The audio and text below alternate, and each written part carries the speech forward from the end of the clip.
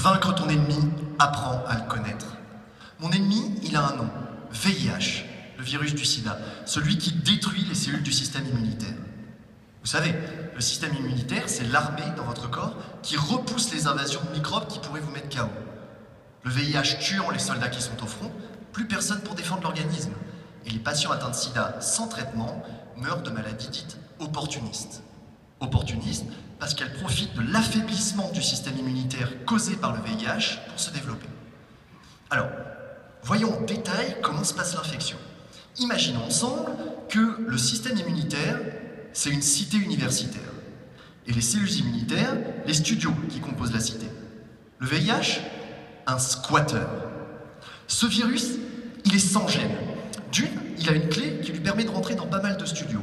Et de deux, une fois dans un studio, donc dans une cellule, le virus, il se sent bien. Il se met à l'aise. Et en bon parasite absolu, pique dans le frigo et utilise la photocopieuse pour se répliquer encore et encore. À partir de là, vous vous en doutez, c'est l'attaque des clones. Après avoir saccagé les studios, les clones ressortent pour aller squatter ailleurs. Et comme ça, de studio en studio, et en quelques années, la cité s'effondre, ne laissant que des ruines de votre système immunitaire.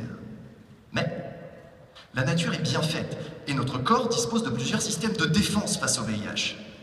Pour ma thèse, j'ai choisi de me focaliser sur l'un d'eux, une protéine qui s'appelle la thésrine. La thésrine, elle est ancrée à la surface des cellules, devant la porte de chaque studio si vous préférez. Et son rôle, c'est celui d'un videur de boîte de nuit, mais qui marcherait un petit peu à l'envers.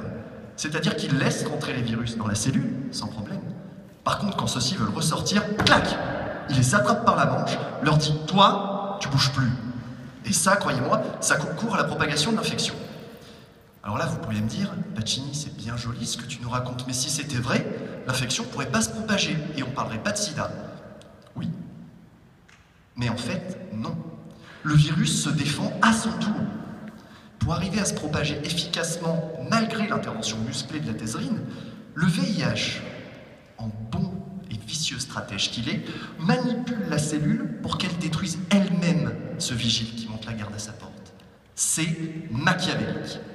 Donc moi, armé de mes gants, pipettes, blouse, masque, surchaussures, Charlotte, bref, au top de mon sex-appeal, convenons-en, ce que j'essaye de faire, c'est de comprendre comment le VIH arrive à faire en sorte de se débarrasser du vigile, la thésrine.